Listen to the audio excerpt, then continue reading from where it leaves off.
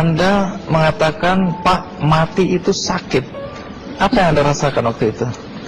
Rasa dada sesak, terus sakitnya tuh seperti ditusuk pedang, terus seperti kulit binatang Dikuliti gitu? dikuliti hidup-hidup. Sakit sekali waktu itu Sakit rasanya? sekali. Terus di dada saya terasa sesak. Setelah itu paman saya mengajar saya mengucap kalimat thayyibah, terus mengucap doa kalimat syahadat, asyhadu an la ilaha illallah wa asyhadu anna muhammadar rasulullah.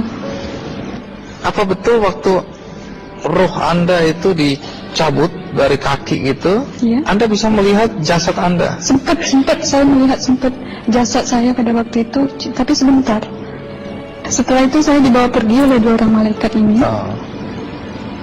Dan pada waktu itu saya ingin ketemu sama ayah saya.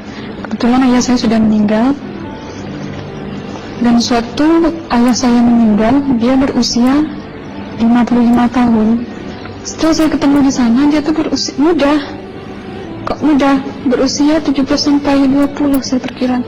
Anda sempat ngobrol dengan ayah? Sempat. Apa yang Anda sampaikan? Waktu itu ayah nangis. Ayah saya bilang, kenapa kamu kesini nak? Pulanglah, di rumah tidak ada orang. Kasihan lihat ibumu dan adik-adikmu. Tidak ayah, janjiku sama Allah sudah sampai. Dan pada waktu itu ayah saya menangis. Lalu apa yang dia ucapkan? Diam aja dia, terus hilang.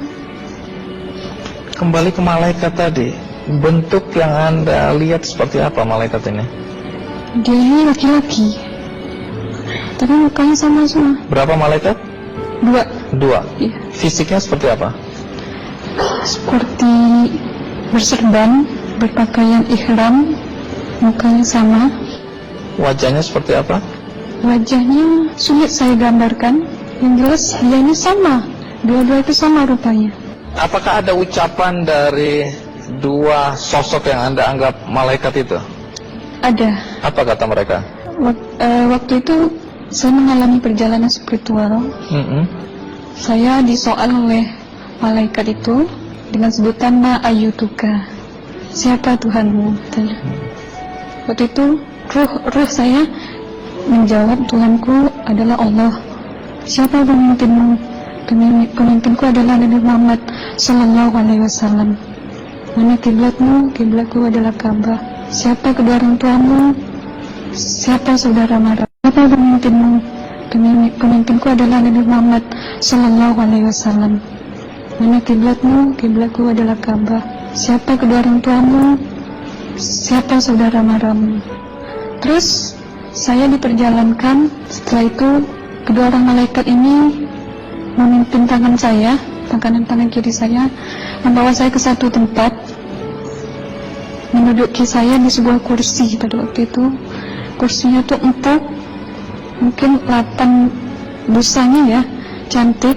Terus di sana saya duduk di sebelah kanan saya ada tiba-tiba berwujud seorang perempuan. Dia mengaku Amal. Kamu siapa? Saya, aku adalah amalmu semasa kamu hidup di atas dunia. Dan selama kamu di sini, saya akan menemanimu sampai yaumul akhir, itu katanya. Dan pada waktu itu saya melihat perempuan-perempuan solehah berpakaian muslimah, berkerudung, mencium pipi kanan, pipi kiri. Mungkin salam perkenalan pertama waktu menduduki di situ. Setelah itu saya dihijrahkan lagi, dibawa oleh 2 orang malaikat ini lagi, melihat dosa-dosa besar ya. Di sana saya diperlihatkan ada seorang laki-laki memikul besi di bahunya. Saya perkirakan besi itu mungkin beratnya tuh berton kali ya. Berat sekali ya. Berat sekali. Terus dia berjalan nggak sampai ke tujuannya. Berlumuran darah nanah, baunya na'udzubillah misalnya. Bajunya tuh sobek-sobek. Waktu itu roh saya disaksikan oleh Amal. Saya tanya kepada Amal, roh tanya sama Amal, wahai amalku, dosa apakah yang manusia ini lakukan sewaktu ia hidup di atas dunia?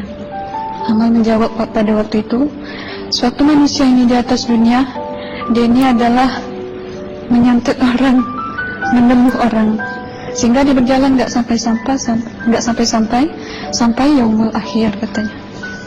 Yang kedua, saya melihat ada seorang laki-laki saling bunuh membunuh. Sebentar kayak gitu lagi. Suatu manusia ini hidup di atas dunia, dia adalah seorang pembunuh, hingga dia tidak mau bertanggung jawab terhadap orang yang dibunuhnya. Terus yang ketiga, saya melihat ada seorang laki-laki dihujam kemaluannya pakai besi panas, timah panas itu ya, hingga menembus. Waktu itu roh bilang sama amal, wahai amalku, dosa apakah yang manusia ini hidup di atas dunia? Amal waktu itu menjawab, suatu manusia ini hidup di atas dunia, manusia ini adalah seorang perzina. Setelah itu saya melihat ada seorang laki, hingga dia tidak mau bertanggung jawab terhadap orang yang dibunuhnya.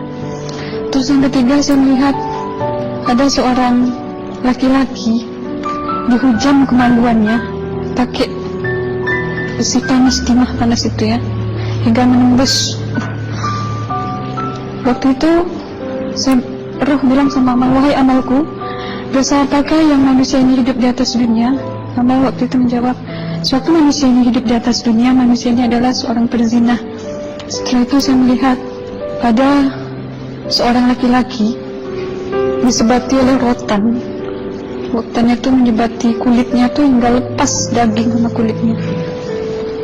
Itu amal menjawab, suatu manusia yang hidup di atas dunia, dia ini tidak pernah sholat Islam,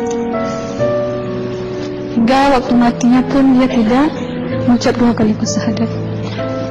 Dan pada waktu itu roh sama amal sempat menghafiz Quran pada waktu itu dengan harapan supaya orang manusia yang Allah siksakan ini bisa terampuni dosanya. Jadi masih sempat waktu itu ya? Iya, roh sama amal yang menghafiz Quran, bertahzim, bersalawat, baca ayat 1000 dinar, membaca yasin. Tapi sayang, bahkan tambah banyak Allah tidak mengampuni dosa-dosa mereka sayangnya. Setelah itu, akhirnya yang terakhir kali berzikir.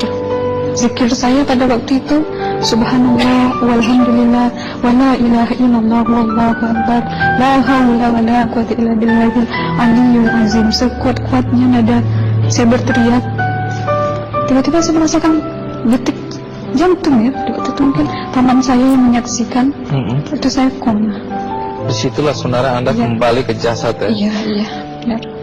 Jadi banyak sekali Anda menyaksikan kejadian-kejadian di alam sana ya. Nah, menarik karena waktu kami menghubungin Mbak Aslina, pada dasarnya Mbak Aslina keberatan menceritakan kembali kisahnya. Tapi kalau toh akhirnya Anda mau sampai di sini dan Anda sudah bercerita, apa harapan Anda pada orang-orang yang mendengarkan kisah ini? Ya, harapan saya pertama, ya lebih banyak menyambut puasa ya, lebih banyak mendekat diri aja sama Allah, perbanyakkan amalan soleh, perbanyakkan zikir, perbanyakkan sholawat, baca Quran, dan sebagainya. Itu harapan Anda ya? Iya. Baik, terima kasih Mbak Aslina ya, sudah datang dari Bengkalis untuk menceritakan kisah.